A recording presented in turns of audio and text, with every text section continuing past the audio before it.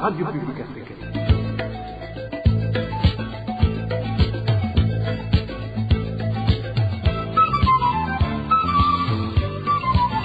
Radio Publique Africaine.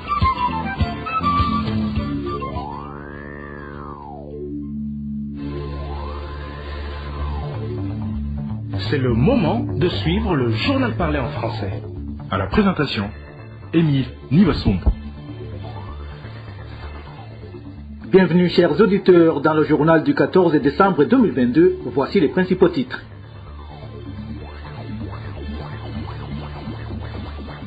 Quatre policiers de la garde du général de brigade Isidore Ndirokugayo seraient entre les mains de la justice depuis hier.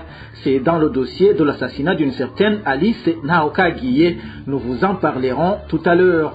Et leur école primaire tarde à fonctionner alors qu'ils ont donné des contributions. Vous entendrez au cours du journal les grognes de la population de Massama. C'est dans la commune Kabezi de la province Bujumbura. Un retraité de l'armée a été tué alors qu'il rentrait chez lui dans la province Gitega. Les détails à suivre au début du journal. Tout de suite, le développement des titres.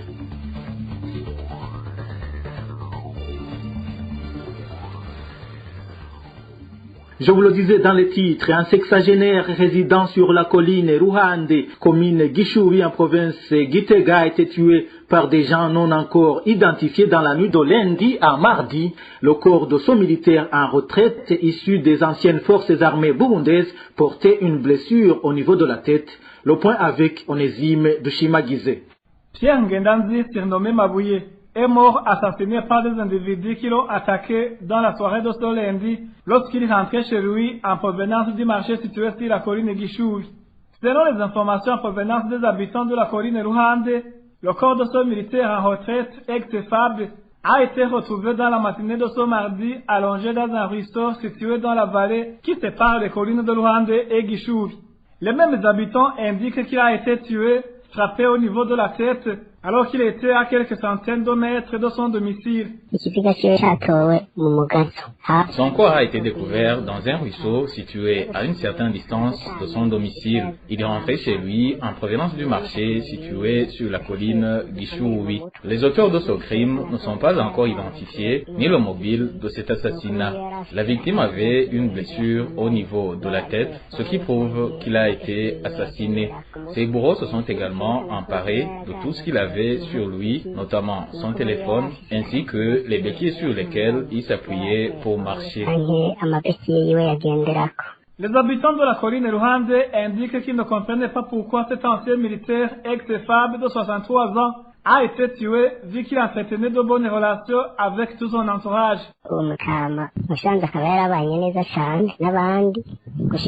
Ce sexagénaire vivait en harmonie avec les autres. On ne sait pas pourquoi il a été tué, mais on dit que les enquêtes sont en cours. La localité au niveau de laquelle il a été tué est la même où il a été blessé, fusillé par les combattants du CNDD-FDD quand ils étaient au maquis. Ils étaient venus se ravitailler, du moins s'accaparer des marchandises au marché situé sur la colline Gishubi. Il habitait ici même sur la colline Ruhande. Les informations qui nous sont parvenues indiquent que les béquilles de la victime ont été retrouvées là où les bourreaux les ont jetées. Ses proches demandent aux forces de l'ordre d'iriger une enquête minutieuse pour identifier les auteurs du crime afin qu'ils soient punis conformément à la loi. Toujours en page sécurité, nous vous parlions hier des vols commis par des Imbonerakure à Chibitoke.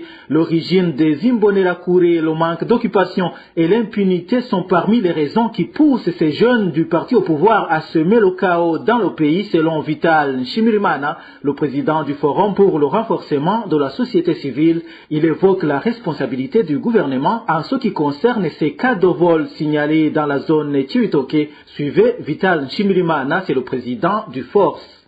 Et pour parler des abus commis par les Imbonerakure, il faut comprendre la composition de son groupe. Ce groupe est généralement composé d'enfants issus des familles précarisées, des familles qui n'ont pas assez de revenus, des familles qui n'ont pas assez d'occupation et qui ont des difficultés d'ailleurs des fois à assurer la garde parentale. À ce moment, des jeunes gens qui sont généralement des adolescents et auxquels on attribue la tâche officielle d'assurer la sécurité, mais aussi la tâche officieuse de persécuter les opposants au régime, et ça donne à des abus qui commettent en toute impunité. Et quand on leur assure l'impunité, et qui leur est garantie non seulement par les corps de défense et de sécurité, mais aussi par l'administration, ces jeunes gens n'ont qu'à s'adonner à des abus au point de créer une insécurité quasi généralisée dans plusieurs parties du pays. Donc il n'est pas surprenant que les gens de Chibitoke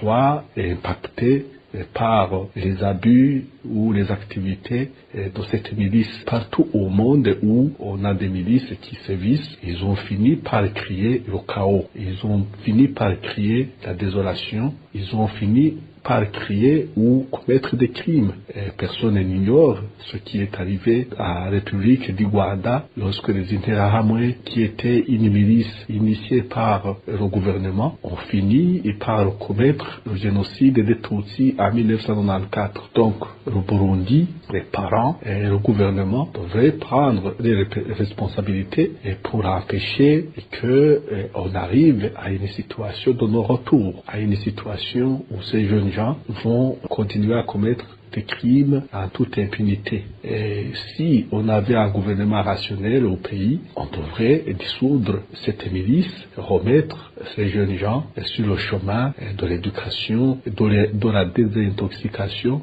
en vue de les amener à contribuer au développement national. C'est de cette sorte qu'ils seront utiles à la communauté et qu'ils pourront s'épanouir pour l'avenir. Voilà, c'est Vital Shimirimana, le président du Forum pour le renforcement de la société civile Force. Et je vous le disais également dans les titres, 4 policiers de la garde du général de brigade Isidore Ndirokugayo seraient entre les mains de la justice depuis hier au sujet de l'assassinat d'une jeune femme du nom d'Alice Nhaokagiye. Les informations en provenance du parquet de Nahangwa où les présumés avaient comparu ce même mardi révèlent qu'un plan visant à tirer d'affaire cet officier supérieur qui aurait commandité le crime serait en cours de préparation. Josiane Mouzaneza nous en dit plus. Les 4 policiers assurant la garde du général de brigade Isidore Ndirokugayo ont comparu devant le parquet de Nahangwa vers la fin de l'après-midi de ce mardi.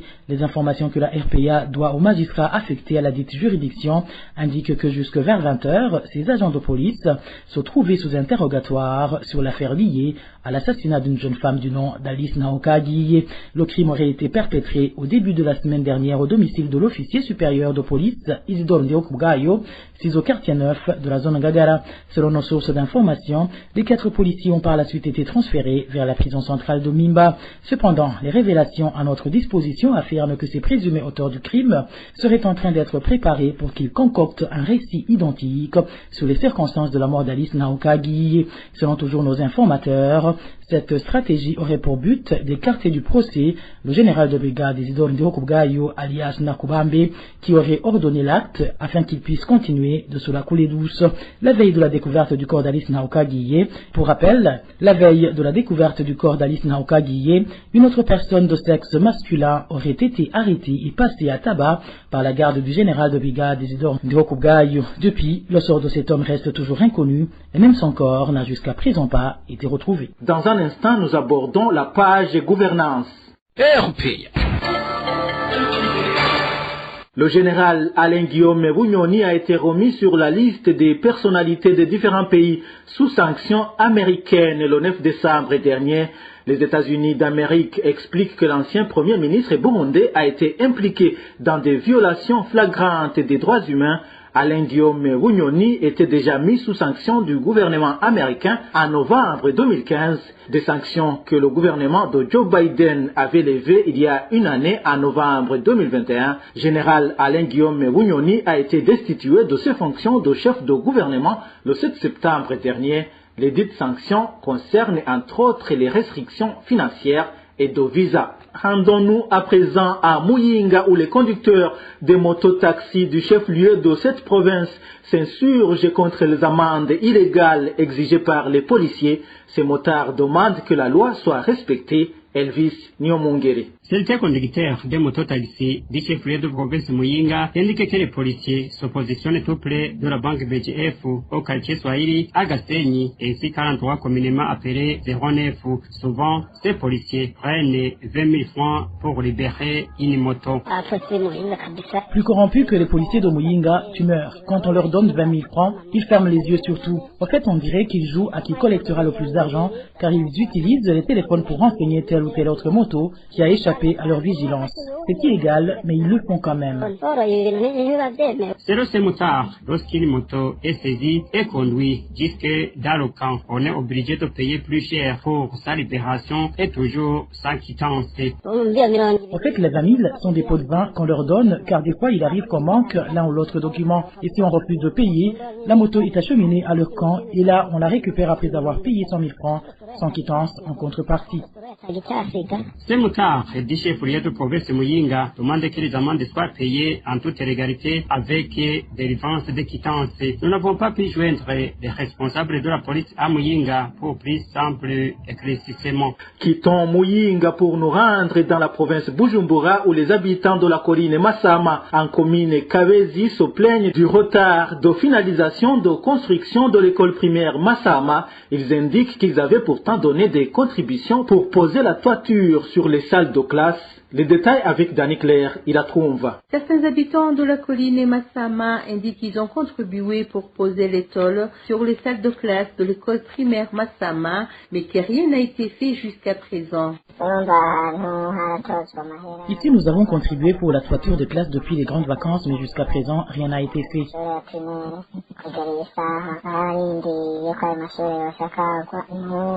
Les contributions s'élevaient à 2 000 francs par personne, selon toujours cet habitant de Massama. C'est au total 3 salles de classe. Aujourd'hui, ils ont réuni les parents. Chacun a apporté quelques planches pour la construction. On avait fait une contribution de 2 000 francs chacun. Les habitants de Massama demandent au président ainsi qu'au premier ministre de prendre en main cette affaire. Il faut signaler que les écoliers qui devraient fréquenter l'école primaire Massama reçoivent actuellement leurs cours au lycée de Wishanga, situé aussi sur la colline Massama de la même commune de Kabezi en province Bujumbura. Les vendeurs des produits Brarudi de la zone Chibitoke, commune Nahangwa, mairie de Bujumbura, dénoncent les distributeurs de ces boissons qui s'approprient le dépôt SSD. Selon eux, ces produits ne sont distribués qu'aux membres de leur famille ainsi qu'à certaines autorités issues surtout du parti CNDD-FDD. Eric Nyonzima nous en dit plus. Il est bien connu que les dépôts de la Brarudi ont pour but de faciliter l'accès à ces boissons à la population environnante. Mais en zone Chibitoke, la situation est autre. Les habitants de la dite zone indiquent que Patrice Ngomirakiza et un certain Bagirimbereka, gestionnaire du dépôt SSD, utilisent ce dépôt ne visent que leur propre intérêt, ceux de leur famille et proches. Selon les habitants de la place qui se sont entretenus avec la RPA pour être servis, il faut faire partie de leur cercle ou être recommandé par certaines autorités administratives ou celles du parti CNDD-FDD. Ici, ces habitants donnent l'exemple des véhicules qui transportent les boissons Brarudi en provenance de ce dépôt SSD vers le cabaret d'un certain Derrick Dibisson, alias Vugnoni, fils de Bagirimbereka, l'un des propriétaires du SSD. Ce cabaret se trouve à l'endroit communément appelé Kukayaga, en mairie de Bujumbura. C'est toujours les mêmes sources, d'autres véhicules remplis de boissons Brarudi approvisionnent les cabarets des fils de Patrice Ngomirakiza, propriétaire du SSD. Il s'agit notamment des bistrots situés en zone Buterere et au quartier Kigobe et appartenant au prénommé Inosa, ainsi que d'un bar situé en province Moravia appartenant toujours à l'un des fils du même Ngomirakiza. D'autres personnes impliquées dans cette distribution mafieuse des produits Brarudi sont certaines autorités qui possèdent des bistrots VIP ainsi que les responsables du parti au pouvoir, le CNDD-FDD. Ici, nos sources pointent particulièrement le doigt sur la chef de zone Chibitoke qui l'accuse disait de son pouvoir et d'alimenter en boisson le bar tenu par sa mère en zone Kamenge. Tous ces habitants se disent frustrés de voir qu'ils peinent à avoir des boissons Braroudi juste parce que des personnes replacées en ont décidé ainsi. À propos de ces lamentations et accusations, la rédaction de la RPA n'a pas encore pu joindre Evelyne Ninazwe, chef de la zone Chibitoke, pour recueillir sa réaction. Dans nos éditions ultérieures, nous vous parlerons d'autres particuliers impliqués dans ce désordre et détournement des boissons Braroudi. Pour clore cette édition, parlons de la mauvaise gouvernance qui a toujours caractérisé le règne de l'administratrice de Nyanzalak et qui fait partie des fautes sur lesquelles plus de 2/3 des conseillers communaux se sont basés pour destituer le bureau communal. Selon les sources de la RPA, ces fautes sont remarquées dans des actes de détournement et de non-respect des décisions prises par tout le conseil communal. Plus de détails avec Éloge Divin Remèche. Des vols organisés, une mauvaise gestion des richesses communales ainsi que la spoliation des terres appartenant soit à l'État ou à la population font partie des fautes et manquements imputés à l'administration communale de Nyanzalak, manquements signalés par plus de 2/3 des conseillers qui en ont informé la gouverneure de Makamba dans un procès verbal lui envoyé. Parmi ces fautes figure le détournement du sucre et du carburant destiné à la population. En effet, au moment où la pénurie du sucre et du carburant faisait couler beaucoup d'encre et de salive en commune de Nyanzalak, l'administratrice Marie Gorette vendait frauduleusement ses denrées. Pour ce faire, révèle nos sources, elle faisait semblant d'en assurer la distribution et en profiter pour grignoter là-dessus. L'autre point souligné dans son procès verbal du conseil communal qui a destitué cette administratrice est le fait que cette dernière allait à l'encontre des décisions prises en commun accord avec tout le conseil pour prendre ses propres décisions. L'exemple donné est celui d'une moto destinée à être utilisée pour collecter les taxes